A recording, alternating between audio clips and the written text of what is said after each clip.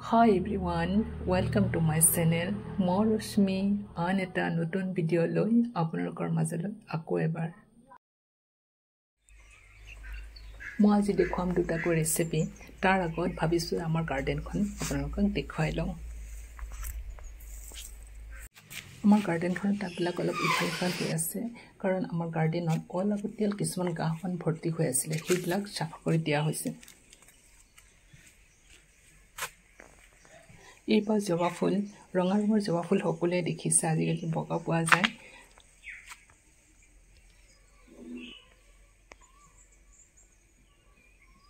White red pink সকলো ধৰণৰ পোৱা যায়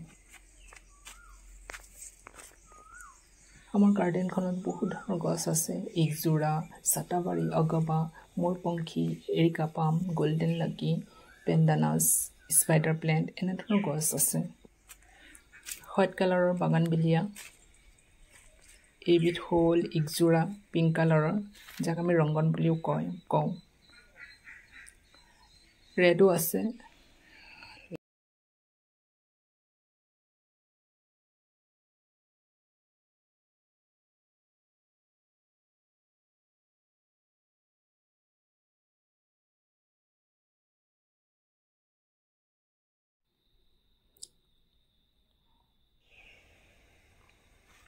এইবিধ হ'ল জেড বুলি মই জানো হয়নে নহয় ক'বচোন বাৰু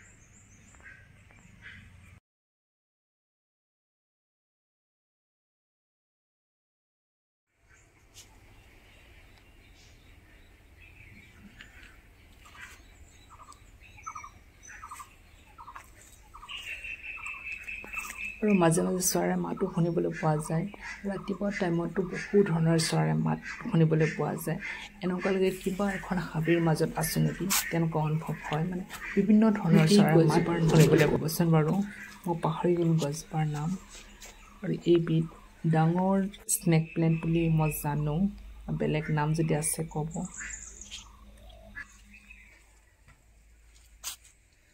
এই গছজোপা যে কাটিং কৰি দিয়া হৈছে মানে ভিডিঅ'ত ইমান এটা ধুনীয়া দেখা পোৱা নাযায় এনেই দেখিলে গছজোপা বহুত ধুনীয়া লাগে সেউজীয়া প্ৰকৃতি কিবা ধৰণৰ মনটো ভাল লাগি যায়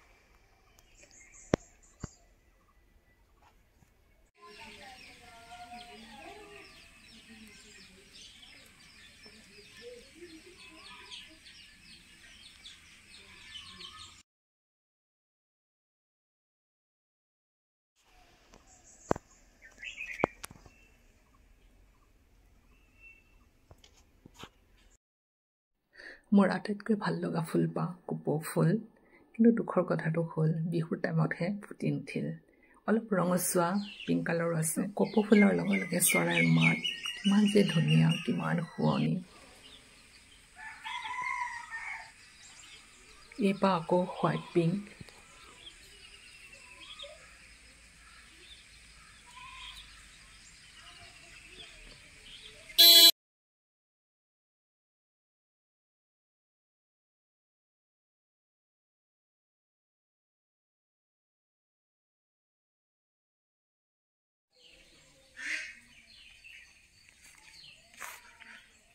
এয়া হ'ল এৰিকা প্লেণ্টৰ ফুল এৰিকা প্লেণ্টৰ লগে লগে মই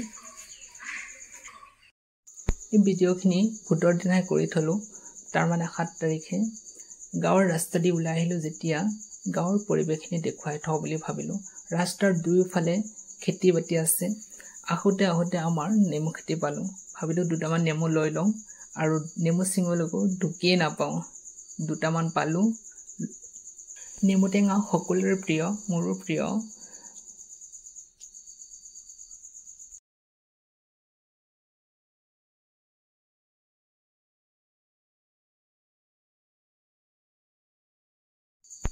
এতিয়া আহোঁ ৰেচিপিলৈ। তাৰ বাবে সোমালোঁ দুধ কচুৰ খেতিত, মানে অলপমান আছে, খেতি বুলিও নহয়, আৰু কচু পাত বিচাৰি মানে হাহাকাৰ। তাৰমানে কুমলীয়া পাতবোৰ লাগে এইটো ৰেচিপিৰ বাবে। কুমলীয়া পাতবোৰ বিচাৰি কাটি ল'লোঁ। কুমলীয়া পাতকেইটা আনি ভালকৈ বাছি ল'লোঁ।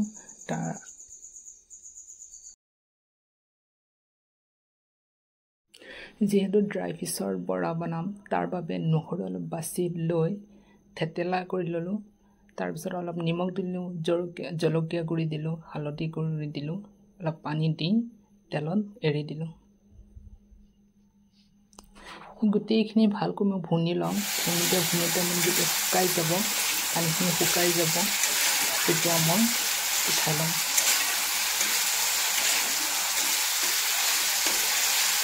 এয়া মোৰ শুকান মাছৰ ভুনা হৈ গ'ল। এতিয়া মই নমাই ল'লোঁ। নমাই পেলাই মই যিখিনি কচু পাত ল'লোঁ, ভালকৈ নিমখ সানি মই পানীৰে ধুই ল'লোঁ। তাৰপিছত চেপি লৈ এই গোটেইখিনি ভুনাখিনি মই কচু পাতৰ ওপৰত দি ভালকৈ মেৰিয়াই ল'ম।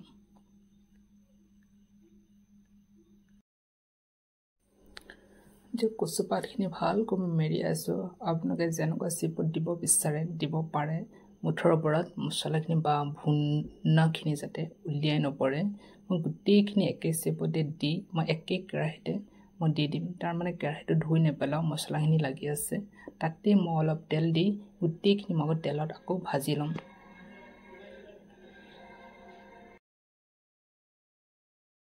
এনেকৈ কচু পাতৰ বৰখিনি মই ভাজিয়ে থাকিম। যেতিয়ালৈকে কচু পাত সিজি নাযায় তেতিয়ালৈকে মই ভাজিয়ে থাকিম।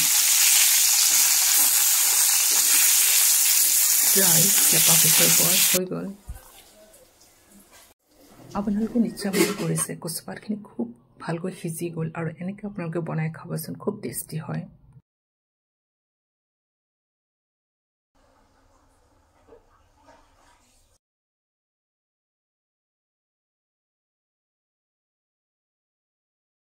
এতিয়া আন এটা ৰেচিপিলৈ আহোঁ, লোকেল চিকেন। তাৰ বাবে মই চিকেনখিনি ভালকৈ ধুই ল'লোঁ, নহৰু থেতেলি ল'লোঁ, পিঁয়াজ সৰু সৰুকৈ কাটি ল'লোঁ, তাৰ ওপৰতে জলকীয়া গুড়ি দিলোঁ আৰু হালধি গুড়ি দিলোঁ, জিৰা গুড়ি দিলোঁ। গোটেইখিনি যিমান যি মছলা লাগে মাংস খাবৰ কাৰণে, যিখিনি মছলাৰ প্ৰয়োজন মই গোটেইখিনি দি ল'লোঁ। আদা দিলোঁ, দি পেলাই মই অলপ কেঁচা তেল দি মেৰিনেট কৰি 10 মিনিট সময়ৰ কাৰণে থৈ দিম।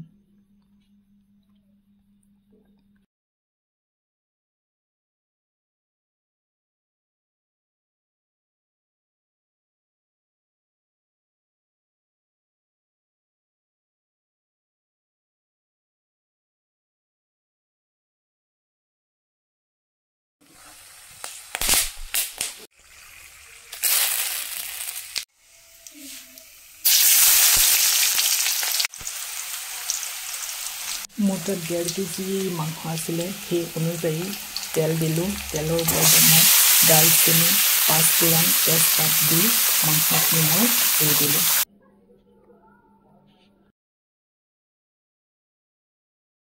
লোকেল চিকেন হয়, সেইবাবে মই আগতীয়াকৈ ভাজি নল'লোঁ। একেবাৰতে গোটেইখিনি মছলা দি মই ভাজি আছোঁ, আৰু অলপ পানী দি মই ভাজি থাকিম। মানে একেবাৰে পানী নিদিওঁ। একেবাৰে পানী দিলে কিবা যেন মাংসখিনি বেছি সিজা যেন লাগি যায়। বেছি সিজা হ'লে ভাল নালাগে। অলপ পানী দি ভাজিলে তৰকাৰীখিনি সোৱাদ হয়।